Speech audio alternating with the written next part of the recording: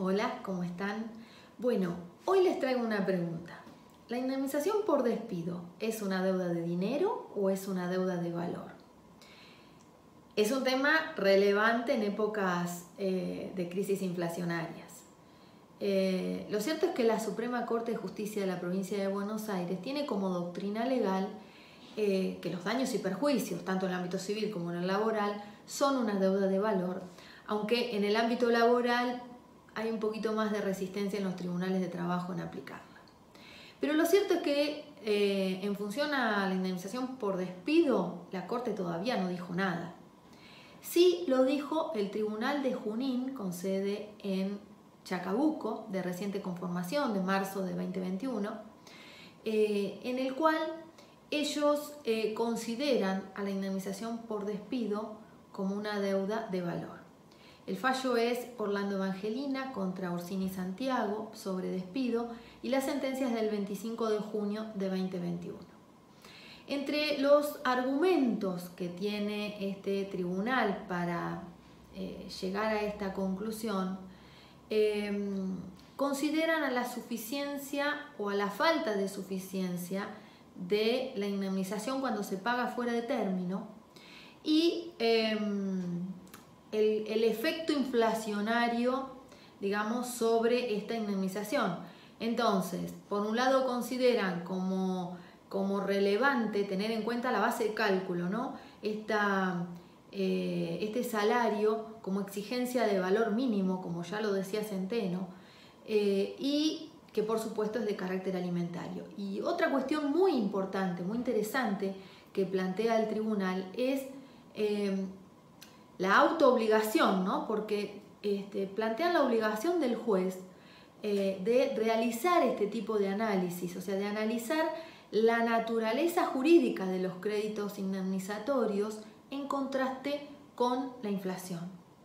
Dijimos que no hay doctrina legal de la Suprema Corte, pero hay fallos que son posteriores a este fallo de Junín que considero tienen estrecha vinculación con lo que realizó o con lo que decidió el Tribunal de Junín con sede en Chacabuco, precisamente porque estos fallos de la Suprema Corte de los días 30 y 31 de agosto, que son 11, tratan la suficiencia del salario como pauta para base de cálculo. Y si bien no es sobre despido, es sobre una enfermedad profesional, sí es interesante el paralelismo que hace entre el 245 y las enfermedades profesionales. Considera que es una hipótesis que se debe trasladar para considerar a una indemnización o una reparación que sea justa y equitativa. Y toman como parámetro a Bisotti, de la Corte Federal. En estos fallos, en el voto de la doctora Kogan, analizan en función de la insuficiencia. O sea, les cuento un poquito cómo son los casos para poder entender cuál es el alcance de la interpretación de la Corte, ¿no? Estos 11 casos provenientes de los tribunales de La Plata correspondían a enfermedades profesionales y que plantearon la inconstitucionalidad del artículo 12 de la ley 24.557 anterior a la 27.348. Recuerden que en este caso el artículo planteaba como ingreso base, como base de cálculo, el promedio de los 12 sueldos anteriores a la primera manifestación invalidante. ¿Qué había pasado en estos casos? Bueno, entre la primera manifestación invalidante y el efectivo pago que sí hizo la RT, transcurrió mucho tiempo. Entonces la persona trabajadora consideró que esa indemnización era insuficiente, lo llevó a la justicia y bueno, derivó en estos fallos de la Corte.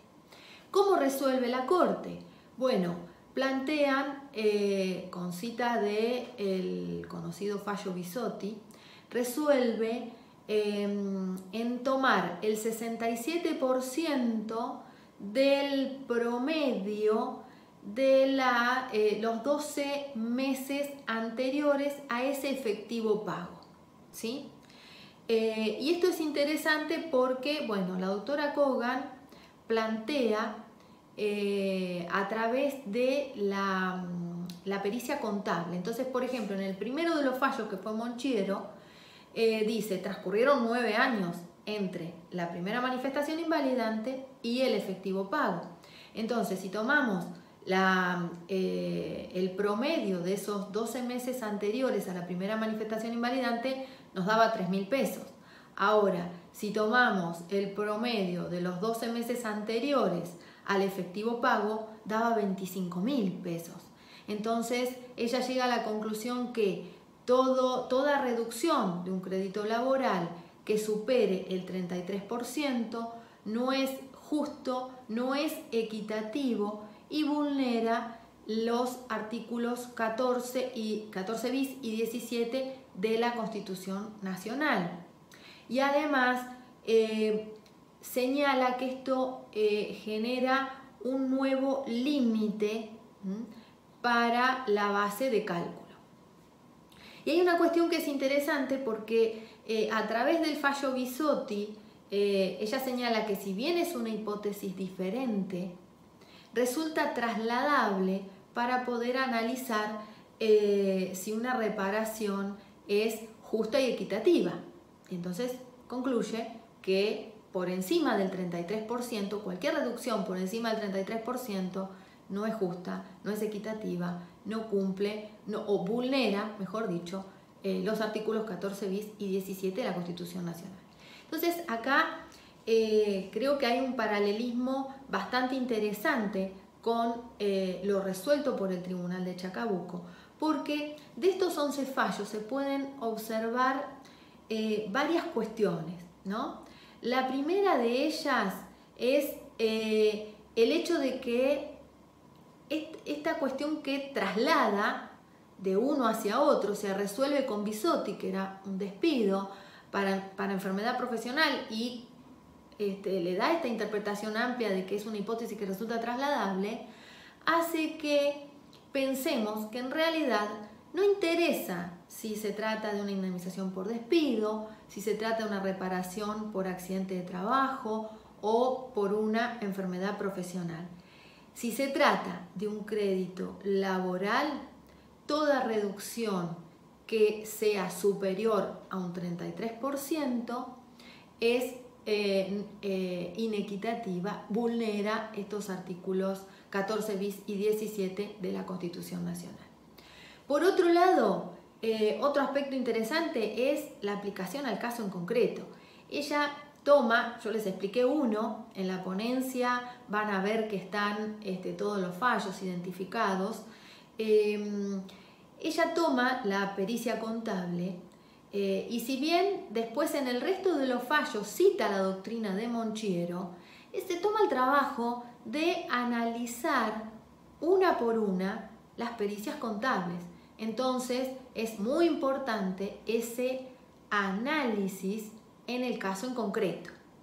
Y una tercera cuestión, está llevándolo a valores actuales. No lo dice expresamente, pero lo está llevando a valores actuales. Ahora el tema es ¿a qué valores actuales? Porque en realidad lo está llevando a valores actuales, a ese pago, ¿sí?, del cual ya también transcurrió mucho tiempo.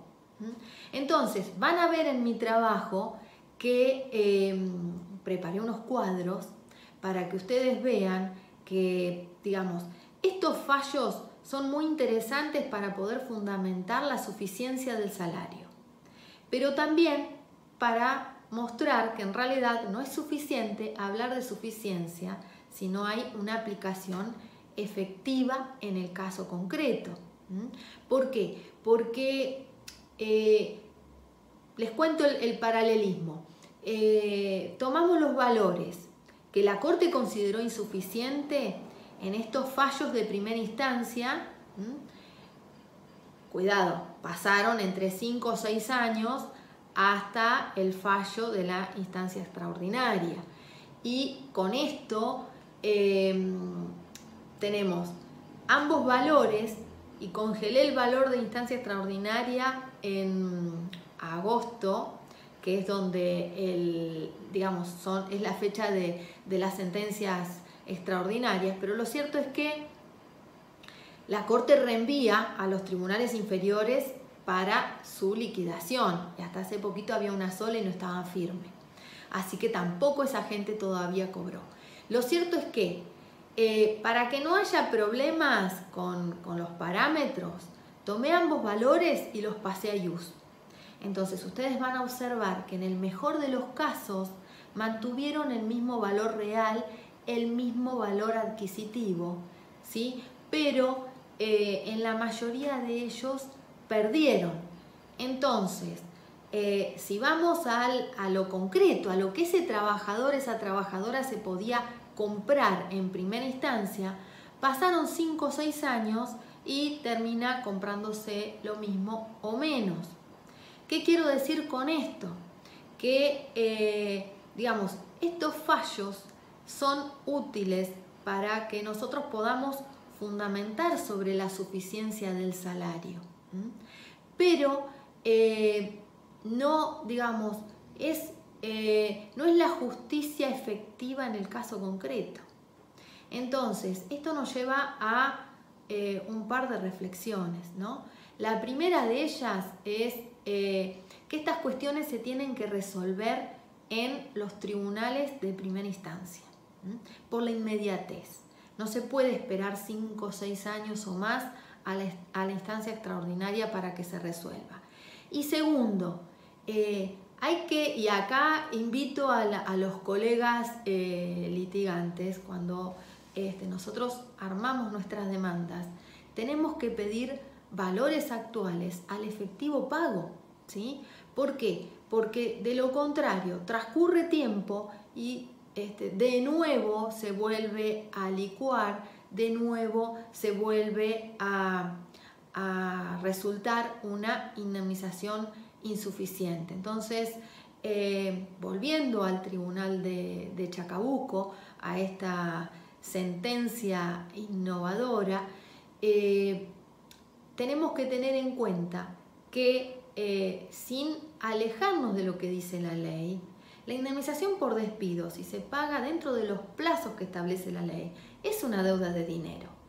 Ahora, si tenemos en cuenta tanto lo que dijo el tribunal como lo que dijo la Suprema Corte de Justicia, que el eje rector debe ser un salario justo, equitativo, que no vulnere los artículos 14 bis y 17 de la Constitución Nacional, en ese caso se tiene que o debería considerarse a la indemnización, como lo hizo el Tribunal de Chacabuco, una deuda de valor, pero cuidado, llevada a valores actuales al momento del efectivo pago. Para que los jueces lo puedan hacer, nosotros tenemos que empezar a pedirlo, porque si no vamos a tener una justicia formal, pero que no resulta efectiva en el caso en concreto.